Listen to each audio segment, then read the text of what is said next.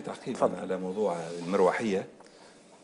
هي تقع حوادث طيارات هذه موجودة في كل بلدان العالم، ولكن هناك ربما سبق إعلامي سأصرح به اليوم في قناة تونسنا، وهو المدعو الجنرال لدي قدور العياري ذكر لي في يوم من الأيام أنه بعث في مهمة عسكرية سرية لكمبوديا، أين كان الوفد التونسي يعني في إطار الأمم المتحدة لحفظ السلم، حفظ السلام، وكان على رأس هذا الوفد الجنرال سكيك رحمه الله. بلا يبان شكون قدور العياري، باش خاطر انت قلتوا عرضيا باش هو قدور العياري هذا يعني احد عسكري، هو جنرال عسكري او يدعي هو يدعي انه التدخل اليوم، طالب الجيش بالتدخل. هو من دورتنا، هو من سوء الصدفه ومن حسن الصدفه، هو من دورتنا.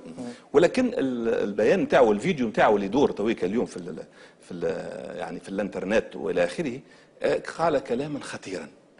هو يحث المؤسسه العسكريه على اخذ الحكم من المدنيين، وهذا يعني يخل به شنو علاقه هذا بحادث المروحيه؟ هذا نقول لك علاش.